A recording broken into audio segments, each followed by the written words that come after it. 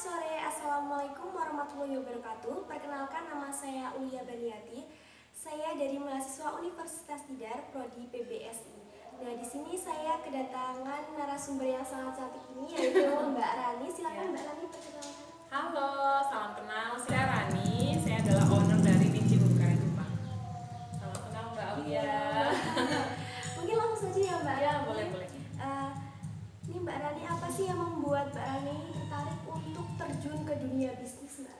Ke dunia bisnis ya. Yang pertama karena kan kebetulan saya kan perempuan, seorang ibu juga, seorang istri juga. Jadi emang cita-citanya itu pingin punya penghasilan tapi dari rumah yang bisa saya atur sendiri, mungkin jam kerjanya gitu ya. Meskipun jadi pengusaha sebenarnya tantangannya juga banyak sih, tentu kan banyak ya. Kadang kalau misalkan karyawan kan udah jelas mungkin dari kerja kan dari jam 8 sampai jam 9. Nah, kalau kita pengusaha, apalagi saya yang punya anak juga gitu, kita memang bisa ngatur ya, kita bisa ngatur di jam kita antar jemput anak sekolah dan lain sebagainya, kita mungkin bisa ngatur, tapi di balik itu sebenarnya kita kerjanya juga jadi lebih banyak juga gitu. Jadi kita malah bisa kadang sampai jam 10 malam, jam 12 kayak gitu kita masih bisa kerja juga. Cuman kita mungkin kelebihannya bisa atur waktu lah gitu biar nggak bentrok sama kewajiban utama. Jadi itu sih yang menjadikan motivasi saya pengen jadi pengusaha gitu. Tapi enak juga ya Mbak kalau misalnya punya usaha sendiri, jadi kayak bebas aja mau berapa Iya gitu, iya. Jadi pasti tantangannya ada sih, tapi kita kan kita optimalin aja lah gitu ya, biar sesuai dengan kayak kepentingan kita. Jadi kayak apa yang menjadi prioritas kita gitu loh. Meskipun di balik itu sebenarnya tantangannya juga banyak gitu. Selanjutnya, sebelum memulai bisnis Nichikari Jepang ini, apakah Mbak Rani sudah pernah terjun di bidang ini atau semuanya ini dari nol, Mbak? Kalau untuk kuliner sebenarnya nggak nol ya, tapi kita dulu pernah usaha kuliner juga yang lain. Jadi kalau Ninja itu sebenarnya bukan usaha pertama gitu loh. Jadi kalau dibilang dari nol sih memang iya. Dari secara konsumen, database, branding itu memang dari nol. Tapi sebenarnya mungkin secara pengalaman bisnis kulinernya nggak dari nol banget. Gitu. Jadi kita jatuh bangunnya udah banyak nih. Jatuh bangunnya udah banyak. Terus sampai akhirnya kita kayaknya Ninja ini yang ini gitu, yang alhamdulillah jalan gitu. Ya, alhamdulillah jalan. Sekarang udah rame ya Mbak? Ya, alhamdulillah. Terus selanjutnya, bagaimana sih reaksi orang-orang terdekat seperti suami Mbak atau keluarga Mbak ketika memutuskan untuk menjadi pengusaha? Apakah mendukung atau justru ragu? Alhamdulillah mendukung sih. Jadi pertama kan emang dari SMA ya, dari SMA itu emang sebenarnya bisnis. Jadi orang tua juga mendukung gitu loh. Maksudnya emang dari kecil tuh bilangnya pengen jadi pengusaha. Karena salah satunya kalau jadi pengusaha kita bisa punya penghasilan tanpa nggak terbatas ya. Kita nggak terbatas kan. Kalau misalkan jadi karyawan mungkin gitu kan kita tahu lah jenjang karirnya segini. Tapi kalau jadi pengusaha meskipun resikonya juga besar, tapi kalau kita bisa manage dengan bagus, kita bisa belajar dari pengalaman dan lain sebagainya, kita berani mengambil resiko, kita bisa dapetin penghasilan yang mungkin nggak terbatas juga gitu. Cuman meskipun tantangannya besar juga ya gitu. Terus kalau dari suami sih dukung ya, karena kan emang awal menikah emang udah tahu suamiku tuh aku tuh memang suka bisnis gitu loh, jadi emang udah tahu gitu. Cuman emang pesan suami dan emang saya juga menyadari itu, yang pertama tetap harus diprioritaskan ke anak ya, ke keluarga gitu. Jadi ketika pokoknya bekerja itu ketika anak lagi nggak di rumah, misalkan anak lagi sekolah ya gitu kan. Makanya tadi kan juga pas Mbak Aulia nanya jemput jam berapa, bisa ketemu jam berapa, jam 3, karena jam 2 itu masih jemput gitu. Jadi jam 3 pokoknya kayak gitu. Jadi tahu prioritas gitulah. Jadi semuanya dapat ya, kerjaan dapat. Iya, juga aja dapat. Terus kita juga harus tahu kapan istirahat kan. Kita juga harus tahu, jadi ngimbangin lah gitu. Kita juga harus ada me time juga. Kalau nggak ntar stres. Kita harus tahu kapan kita bisa istirahat. Kita me time, kadang kita scrolling sosmed juga gitu ya. Terus kita olahraga kayak gitu. Terus selanjutnya, apakah ada kesibukan lain selain menjadi owner Tumbuh Nichi? Ada, bisnisnya kan banyak, kan cuma Nichi doang gitu. Ada juga yang lain. Kayak ada kalau produk kan nggak cuma Nichi ya, ada sambal juga gitu. Terus juga di sini juga ada kelas online gitu. Lumayan lama ya Mbak kalau untuk kelas online gitu? Ya alhamdulillah, itu juga dari murid Nichi sih. Maksudnya dari pelanggan Nichi awalnya. Gitu. Terus ketika pertama kali merintis, bagaimana cara mendapatkan modal Mbak? Apakah melalui tabungan pribadi atau mendapat investor? Dari tabungan pribadi. Alhamdulillah banget ya Mbak. Iya, soalnya bisnis online itu bisa dibilang gak harus pakai modal besar, kita bisa jalan. Jadi awalnya tuh kalau nyicil tuh kayak open PO gitu loh, open PO, terus open PO siapa nih yang mau order nyicil, awalnya kan gitu kan, awalnya gitu. Terus jadi orang masuk dulu kan, uang kan masuk dulu, baru kita bikinin produksi kan. Awal dari situ sampai akhirnya mulai ada uang sedikit-sedikit, terus kita berani invest, kita nyetok barang kayak gitu. Awalnya dari situ. Untuk sekarang mungkin udah nyetok gitu atau? Iya, sekarang nyetok. Terus selanjutnya ada tidak sih Mbak momen sulit yang membuat Mbak Rani hampir menyerah diri? Ada juga, tapi karena kita tekad ya, maksudnya kan udah ada karyawan juga sekarang. Kalau misalkan nanti nyerah, nanti karyawan siapa yang gaji? Gitu. Jadi harus tetap semangat lah. Terus pokoknya sih kalau mau jadi pengusaha itu kita lurusin niat ya. Maksudnya kita meluruskan niat itu, kita niatnya jadi pengusaha itu biar bisa membantu orang, terus juga memenuhi kebutuhan anak. Kayak misalkan bisa bayar sekolah anak, itu kan suatu niat yang baik, ya, bisa memberikan pendidikan untuk anak-anak itu kan jadi yang baik. Jadi bukan sekedar pengen jadi pengusaha nih biar bisa foya-foya, pengen bisa beli tas branded misalnya gitu. Maksudnya kita luruskan niat gitu loh. Terus juga kalau misalkan bahkan kita jajan pun ya, itu kita niatin kita jajan nih hari ini, semoga kita bisa ngelarisin UMKM gitu loh. Kita beli barang itu kita niatin, kita jajan yuk biar ngelarisin ini, ngelarisin itu. Cuma kalau misalnya kita nggak punya uang banyak kan kita nggak bisa ngelarisin dagangan si A, B, C gitu kan, gitu loh. Terus jadi kayak nggak ketergantungan gitu ya Mbak? Iya gitu. Terus pokoknya kita mesti mesti kayak punya rutinitas juga. Saya pernah dapat nasihat sih dari teman juga ya, kebetulan dia kebetulan saya fashion tapi udah besar banget. Itu dia rutin bikin pengajian tuh di rumahnya. Kan pasti kalau bikin pengajian kan pasti ada uang loh yang dibutuhin kan. Dia bilang harus rutin gini Ran, jadi biar waktu tuh kasih lagi gitu loh. Kayak kita bisa punya rutinitas juga, kayak misalkan sedekah apa yang rutin gitu loh ya. Jadi kita minta sama Allahnya tuh, ya Allah lancarkan usahaku biar aku bisa memenuhi yang ini kayak gitu tuh harus diniatin gitu lah. Jadi pokoknya ya emang orang muslim harus kaya ya. biar bisa banyak sedekah kayak gitu.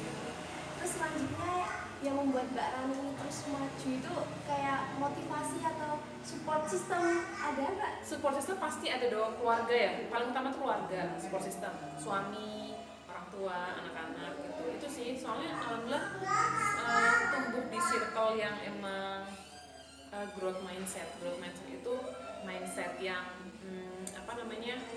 berkembang ya. Jadi kadang kalau misalkan ngobrol sama suami, orang tua itu tuh yang dipikir itu kayak misalkan gimana biar kita bisa maju, gimana biar kita bisa nolong orang lagi, gimana kita biar bisa bermanfaat kayak gitu.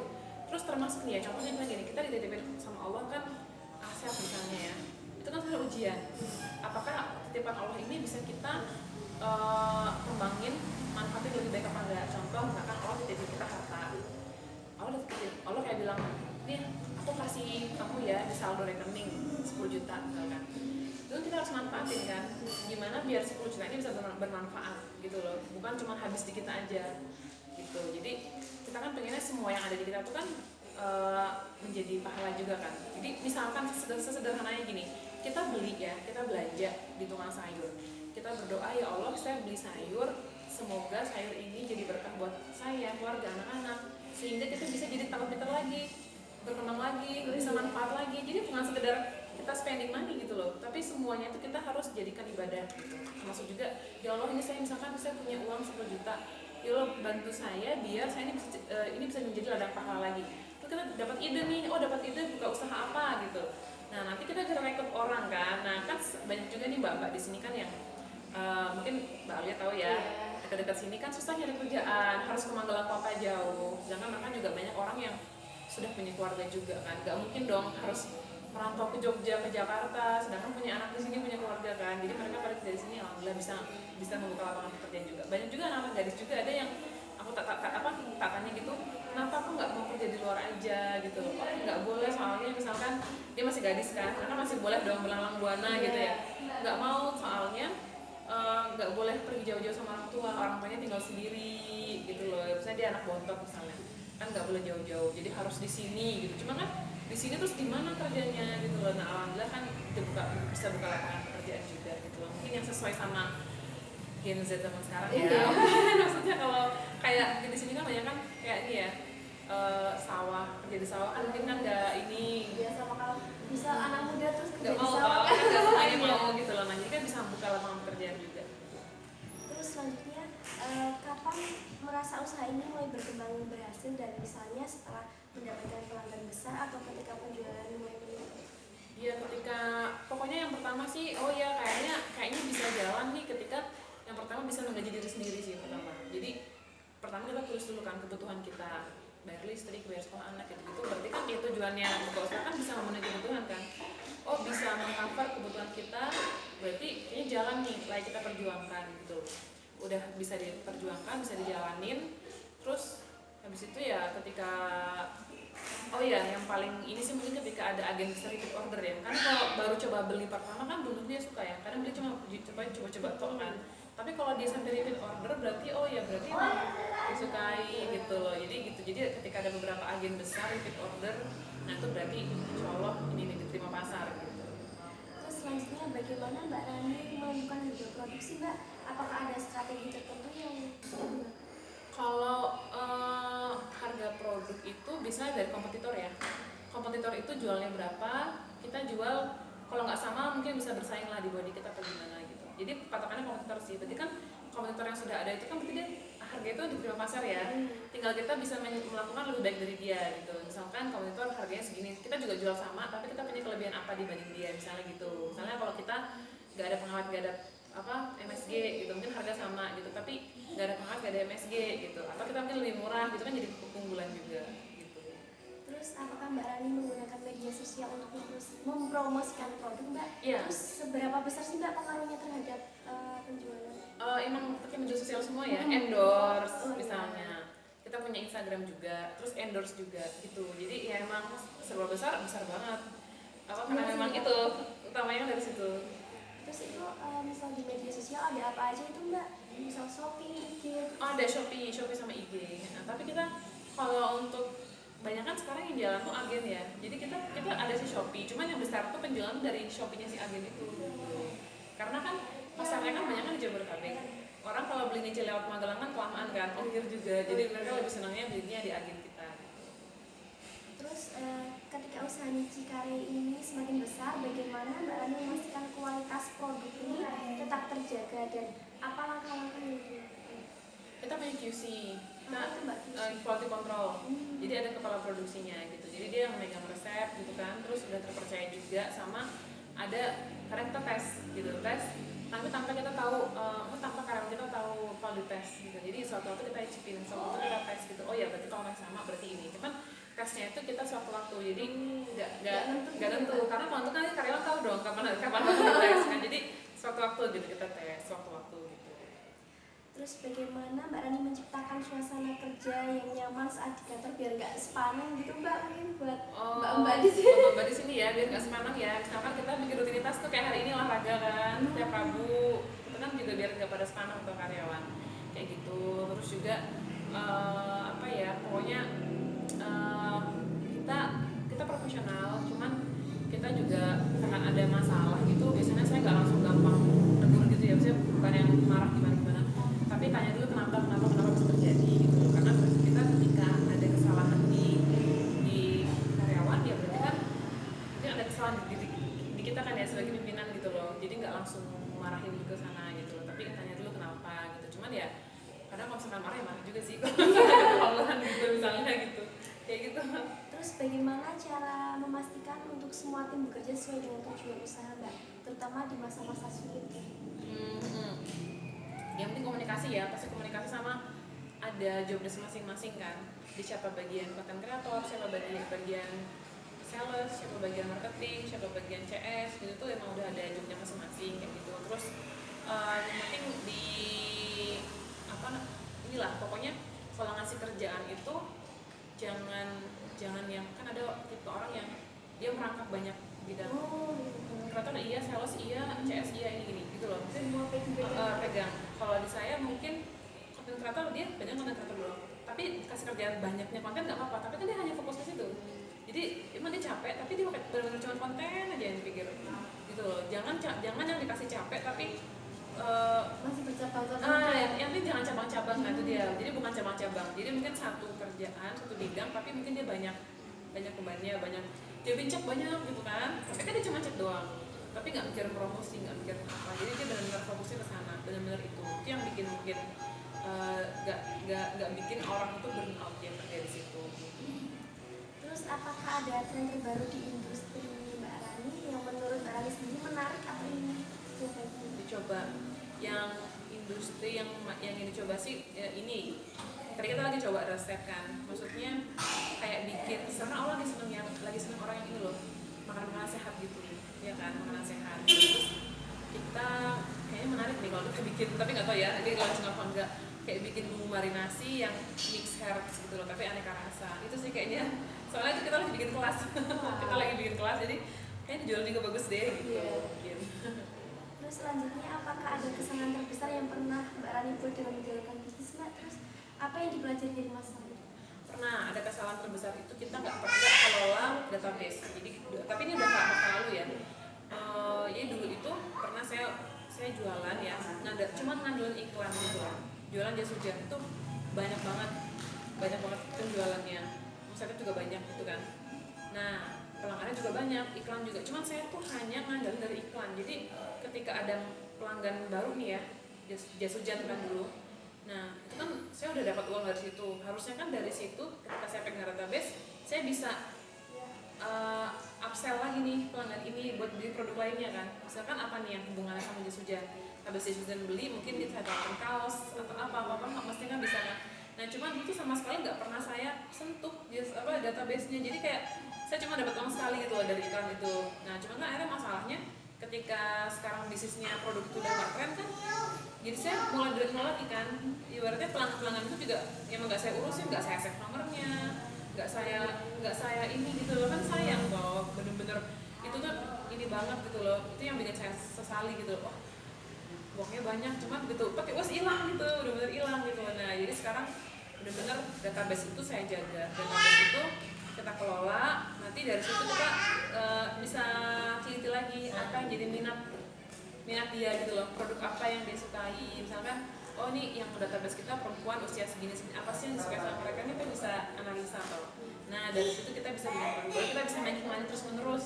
Jadi bisnis kita tuh nggak dari nol terus gitu loh. Tapi kalau yang kasus jas hujan tuh dulu tuh benar-benar hilang, udah nggak ada lagi. Padahal banyak, lumayan loh tuh, bisa sebulan tuh bisa dapat 20 ya, tapi habis itu udah gitu nggak ada. Cuma tuh pelajaran sih, pelajaran banget. Berharga itu. Itu lumayan loh, udah berjalan hampir setahun loh. Hampir setahun, tapi ya wes gitu, hilang aja. Itu sempat berhenti atau gimana? Berhentinya karena itu kayak tadi kan kamu cerita affiliate live udah kok sepi. Nah, harusnya kan pas lagi rame-ramenya ketemu database kan. Nah, kayak gitu contohnya. Jadi itu tuh kenapa ini pas diiklanin tuh iklannya udah berubah gitu loh. Maksudnya aku iklanin kok nggak untung ya. Kan kita iklan kan dari iklan tuh setiap hari di Facebook waktu itu. Aku iklanin kok nggak manja, kebetulan itu produknya berhenti sih. Maksudnya nggak ini lagi, nggak produksi lagi gitu loh. Si pabriknya itu yang model itu, karena tuh modelnya emang model lagi tren saat itu gitu loh. Jadi ada desain banyak ya, cuma model lain gitu. Mungkin kualitasnya juga beda. Gitu. Jadi harusnya kan ketika itu kan pelanggan kan banyak ya, itu tuh banyak banget loh, itu beneran banyak banget. Kan aku save, bisa tak jualin apa, produk apa gitu loh. Cuman enggak gitu waktu itu. Terus selanjutnya, jika Mbak Rani bisa memberikan satu nasihat atau motivasi untuk orang yang ingin memulai bisnis Mbak, dan apa yang akan dikatakan? Oke. Yang jelas yang motivasi itu yang pertama, ketika ingin jadi pengusaha itu luruskan niat ya, karena kita dari sini tuh kita kalau misalnya nggak cuma dapat uang aja, tapi kita juga dapat pahala juga ya, itu yang paling pertama. Terus selanjutnya jangan patah semangat ya, ketika kita melihat tantangan itu, masalah itu kita jangan melihat hanya dari oh ini sebuah masalah aja, tapi ini sebenarnya tantangan, ujian dari Allah agar kita tuh bisa menjadi orang yang lebih kuat lagi. Itu berarti sinyal berarti kita harus banyak belajar lagi gitu loh. Karena ketika ada masalah, jangan masalah yang kita besarin, tapi besarkan kapasitas kita gitu. Jadi sampai akhirnya kita bisa melihat oh masalahnya kecil ya ternyata. Nah gitu. Jadi jangan kita ketika ada masalah tuh kitanya harus besar lagi, kalau kitanya harus lebih pintar lagi. Jadi kita akhirnya melihat masalah itu kecil gitu. Terus selanjutnya ya pokoknya ya pantang menyerah, terus juga harus bijak mengatur keuangan ya kalau pengusaha ya, karena kita kan nggak pernah tahu nih gimana keadaannya ya. Nah, kita kan nggak, kita benar-benar di atas batasnya Allah gitu loh. Jadi kita harus benar-benar saving. Iya, gitu. Ketika kita lagi di atas ya kita biasa-biasa aja. Ketika kita lagi di bawah juga kita juga jangan terlalu terpuruk gitu loh, karena apa namanya Allah tuh bersama orang-orang yang percaya gitu, percaya sama pepatah Allah. Dan ketika kita lagi sukses juga harus ingat bahwa sebenarnya Allah yang mensukseskan kita, Allah yang ketika kita kuat ya, misalkan gini, oh kok Mbak Rani, insya Allah kuat banget, misalnya ada yang bilang kayak gitu, itu tuh sebenarnya yang bikin kuat itu bukan saya, tapi Allah yang menguatkan saya gitu loh. Jadi kita takut buat sombong, karena kalau misalkan kita bilang, kita juga jangan bilang gini, kamu apaan sih, kayak gitu aja nggak bisa. Nah, kan yang kita bisa kan karena Allah kan. Coba kalau misalnya kita bilang itu, tiba-tiba Allah angkat kemampuan kita jadi nggak bisa lagi, gimana kan, nggak mau kan. Jadi kalau misalkan ada gitu, mending kita diem aja, kita juga sebenarnya jaga lisan gitu, biar nggak apa namanya, biar Allah jagalah gitu hatinya. Sangat menginspirasi sekali ya teman-teman. Terus selanjutnya jika ada kesempatan untuk mengembangkan bisnis ini ke luar negeri ya Mbak, ke negara mana Mbak Rani ingin memperluas usaha? Kenapa harus ke negara apa? Oh, kenapa harus ke negara itu? Ke negara Jepang mungkin ya. Walaupun sebenarnya di Jepang juga ada negara Jepang, tapi di sana kan juga banyak nih orang-orang yang Muslim juga sekarang tuh banyak di Jepang yang, karena pengalaman saya ya, saya kan suka makan kari Jepang, tapi di Jepang tuh dulu nggak bisa makan, pernah makan sekali dua kali lah, tapi terus nggak dibolehin lagi sama orang tua karena kan nggak halal. Nah, sedangkan kan di Jepang juga banyak sekarang orang Muslim, tapi mereka nggak bisa makan itu karena nggak halal. Nah, jadi nanti yang halalnya dari kita aja gitu. Terus apa yang membuat Mbak Rani lakukan untuk memastikan pelanggan selalu puas? Selalu puas yang pasti ini ya, kalau ngeliat dia repeat order, oh ya berarti dia puas nih, alhamdulillah gitu kan. Terus juga kita bisa selalu bikin konten gitu ya, bikin konten untuk menyampaikan value produk kita biar dia tuh gak lupa, biar ingat. Harus rutin, memang harus rutin kalau konten. Tapi kalau misal konten itu setiap hari upload gitu atau mungkin beberapa? Setiap hari satu, tapi rutin gitu. Sama endorse juga rutin. Biar pelanggannya kayak iya, harus dirawat kan kayak gitu. Terus selanjutnya bagaimana Anda menghadapi kritik atau ulasan negatif dari pelanggan? Justru ketika kita dapat kritik atau ulasan negatif itu, kita jangan langsung baper ya, karena kita justru dibantu sama dia. Kita dikasih tahu apa yang mereka mau. Misalnya gini ya, oh Nici gini nih, jadi pernah kan ada yang kritik kemasannya gede jadi mahal kan 30.000 ya, kemasan 200 gram tuh dikritik, kebesaran kemasannya gini-gini.